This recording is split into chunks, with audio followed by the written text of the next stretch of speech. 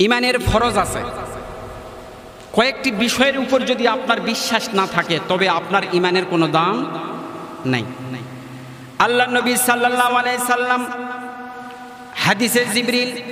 হাদিসে জিবরিলগুলোর মধ্যে পাওয়া যায় এবং অন্যান্য হাদিসের মধ্যে পাওয়া যায়। আল্লাহ নবী সাল্লাল্লাহু আলাইহি সাল্লাম তিনি বলেছেন ইমানের শাখা প্রশাখা রয়েছে।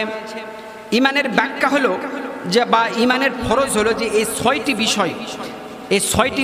ছয়টি বিষয় মানুষের যদি না থাকে তাহলে মনে করতে হবে তার ইমান নেই। আল্লাহ নবী সাল্লাল্লাহু আলাইহি সাল্লাম তিনি এক নম্বরে বলেছেন আল্লাহর প্রতি বিশ্বাস।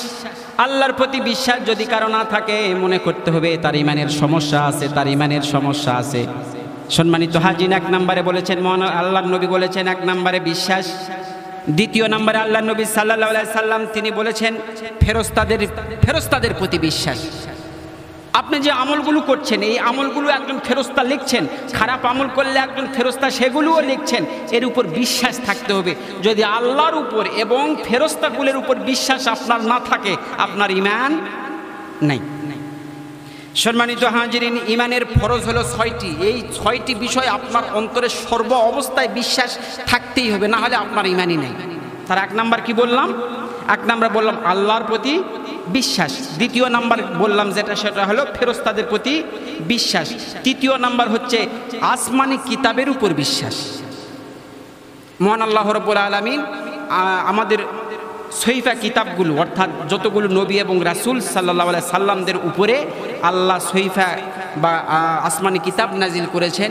যেমন আমাদের নবী জনাবে মুহাম্মদুর রাসূলুল্লাহ সাল্লাল্লাহু আলাইহি সাল্লামের উপরে আসমানি কিতাব পবিত্র আল কোরআন নাজিল করেছেন, তার উপরে দৃঢ় বিশ্বাস থাকতে হবে এবং নবী রাসূলদের প্রতি বিশ্বাস থাকতে হবে। তাহলে 4টি বিষয় হয়ে গেল। এবার আখিরাতের উপর বিশ্বাস স্থাপন করা। আখিরাতের উপর বিশ্বাস স্থাপন করা হলো, এটা হলো 4র্থ নাম্বার। পঞ্চম নাম্বার এবং তাকদীরের উপর বিশ্বাস স্থাপন করা।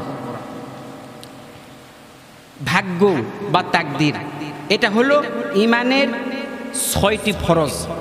এই 6টির মধ্যে একটিতে যদি আপনি দুর্বল অনুভব করেন তাহলে মনে করবেন যে আপনার ভিতরে ঈমান নাই।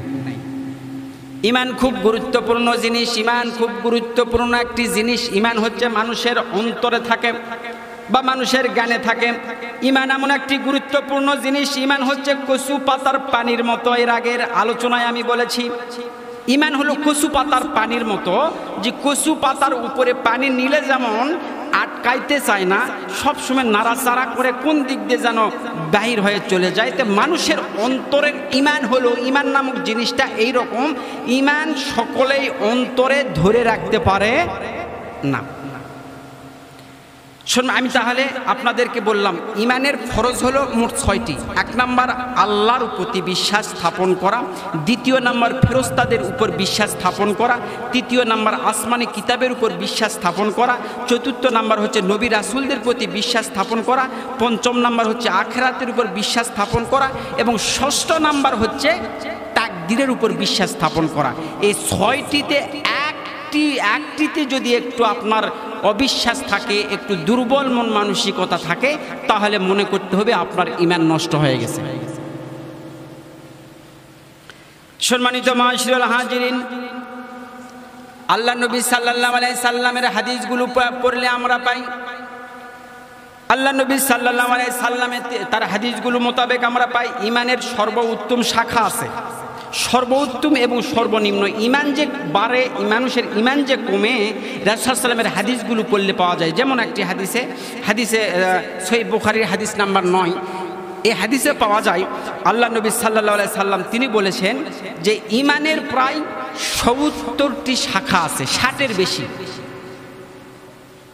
ঈমানের 60-এর বেশি অথবা 70, প্রায় 70টির শাখা প্রশাখা আছে। এর মধ্যে সবচাইতে বড় যে শাখাটি সেটা হলো লা ইলাহা ইল্লাল্লাহ।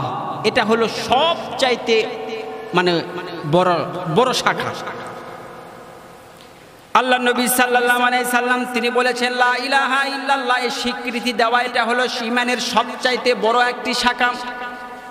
দ্বিতীয় নম্বরে আল্লাহ নবী সাল্লাল্লাহু আলাইহি সাল্লাম তিনি বলেছেন ঈমানের হচ্ছে সর্বনিম্ন শাখা হলো রাস্তা থেকে কষ্টদায়ক জিনিস সরিয়ে ফেলে দেওয়া। তবে আল্লাহ নবী সাল্লাল্লাহু আলাইহি সাল্লাম তিনি বলেছেন ঈমানের হলো অন্যতম একটি শাখা আছে, সেটা হলো লজ্জা। সেটা হলো লজ্জা। লজ্জা হলো এমন একটি জিনিস যে লজ্জা হচ্ছে ঈমানের অন্যতম একটি শাখা। পড়েন সুবহানাল্লাহ। তাহলে ঈমানের সবচাইতে বড় শাখা শুনলাম লা ইলাহা ইল্লাল্লাহ, সাক্ষ্য দেওয়া। আর সর্বনিম্ন শাখা হলো রাস্তা থেকে মানুষের কষ্ট হবে এমন জিনিস পড়ে আছে, সুই পড়ে আছে, কাটা পড়ে আছে, সেই রাস্তা থেকে চোখে পড়া মাত্র যারা ঈমানদার চোখে পড়া মাত্র তার সমস্ত কাজগুলো বাদ দিয়ে ওই জিনিসটি সরে রাখবে। মনে করতে হবে যারা এই কাজটি করছে সে যেন মনে করে যে আমার ঈমান এখনো পর্যন্ত অন্তরে আছে। পড়েন সুবহানাল্লাহ। তবে আল্লাহ নবী সাল্লাল্লাহু আলাইহি সাল্লাম এই সহিহ বুখারীর এই হাদিসে শেষের দিকে বললেন, তবে ওগো দুনিয়ার মানুষেরা তোমরা শোনো, আর লজ্জা হচ্ছে ঈমানের অন্যতম একটি শাখা। তার মানে বোঝা যায় যার লজ্জা নাই তার ঈমানও নাই, সে ছেলে হোক অথবা মেয়ে হোক। সম্মানিত মাশাআল্লাহ হাজিরিন, আল্লাহ নবী সাল্লাল্লাহু আলাইহি সাল্লাম তিনি বলেছেন যে চার ব্যক্তির ঈমানকে অপূর্ণ বলেছেন। আল্লাহ নবী সাল্লাল্লাহু আলাইহি সাল্লাম বলেছেন চার ব্যক্তির ঈমান কোনো সময় পুরাপুরি থাকে না। চারজন ব্যক্তির ঈমান সর্ব অবস্থায় দুর্বল থাকে।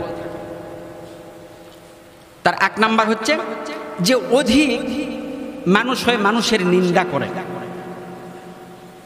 মানুষ হয়ে মানুষের নিন্দা করে যে ব্যক্তি, ওই ব্যক্তির ঈমান পূর্ণ নয়, তার ঈমানের কি আছে? সমস্যা আছে।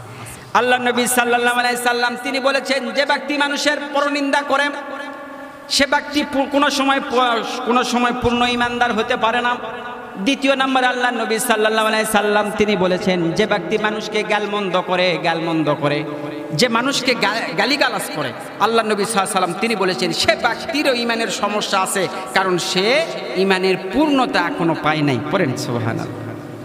তার মানে আপনি মুসলিম, আপনাকে যদি কেউ গালি দেয় আপনি তাকে উত্তর দেওয়ার দরকার নাই, উল্টে আপনাকে গালি দেওয়ার দরকার নাই। আপনাকে যে গালি দিয়েছে বরং সে ধ্বংস হয়ে গেছে।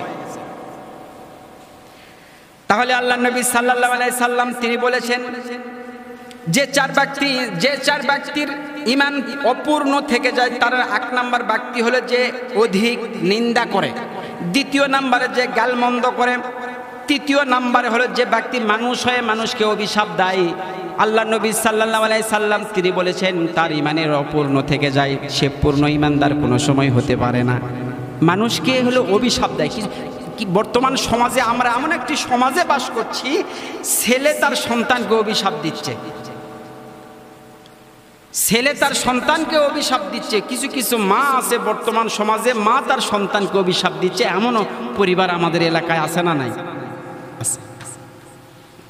তাহলে আল্লাহ নবী সাল্লাল্লাহু আলাইহি সাল্লাম তিনি বলেছেন অধিক অভিশাপদাতা ব্যক্তি তার ঈমানের অপূর্ণতা থেকে আছে, সে প্রকৃত ঈমানদার বা প্রকৃত মুমিন নয়।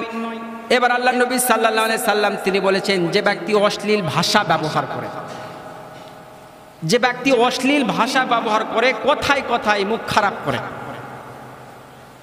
আল্লাহ নবী সাল্লাল্লাহু আলাইহি সাল্লাম তিনি বলেছেন সেও পূর্ণ ঈমানদার নয়। তাহলে আমরা কয়জন মানুষকে পাইলাম? চারজন ব্যক্তিকে। আল্লাহ নবী সাল্লাল্লাহু আলাইহি সাল্লাম তিনি বলেছেন চারজন ব্যক্তির ঈমান অপূর্ণ। তার এক নাম্বার হচ্ছে অধিক নিন্দা করা, দ্বিতীয় নাম্বার গালমন্দ করা, তৃতীয় নাম্বার হচ্ছে অভিশাপ মানুষকে দেয়, এবং চতুর্থ নাম্বার হচ্ছে অশ্লীল ভাষা ব্যবহারকারী সেই ব্যক্তি। এই চার ব্যক্তি কোনো সময় পূর্ণ ঈমানদার হতে পারে না। মহান আল্লাহ রাব্বুল আলামিন আমাদের সবাইকে হেফাজত করুক, পড়ছি আমিন। সম্মানিত হাজিরিন, আবার কিছু কিছু কাজ করলে মানুষের ঈমান একেবারে চলে যায়। তবে আগের যে কথাটি বললাম, এই কথাটি বা অভিশাপ দিলে গালমন্দ করলে কিছু ঈমান থেকে যায়, তবে ঈমানের পূর্ণতা সে পায় না। কিন্তু এইবার যে কথাগুলো বলছি, এই কথাগুলোর কারণে মানুষের ঈমান একেবারেই চলে যায়। তাহলে সেগুলো আমাদের মাথায় রাখতে হবে।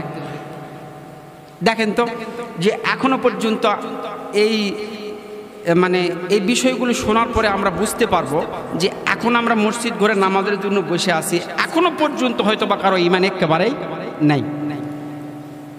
আসুন আমরা জেনে নেই যেসব কারণে একেবারে ঈমান ভেঙে চলে যায়, ঈমান চলে যায়, অন্তরের মধ্যে কোনো ঈমান বলে কিছু থাকে না, সেই ব্যক্তিগুলোকে। এক নাম্বার,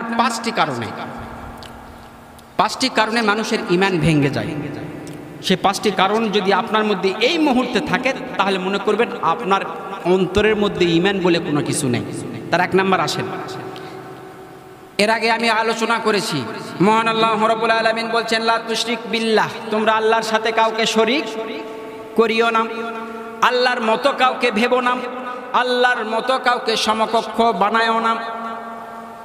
আল্লাহর সাথে যে ব্যক্তি শরীক করলো, আল্লাহর নবী সাল্লাল্লাহু আলাইহি সাল্লাম তিনি বলেছেন তার অন্তরে বিন্দু পরিমাণ কোনো ঈমান আর থাকলো না।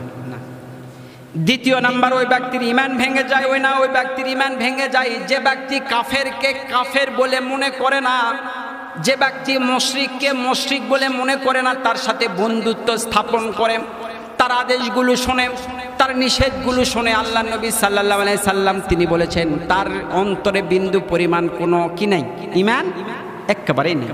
তাহলে এক নম্বরে যে ব্যক্তি আল্লাহর সাথে শরীক করে তার অন্তরে কোনো বিন্দু পরিমাণ কোনো কি নাই, ঈমান নাই।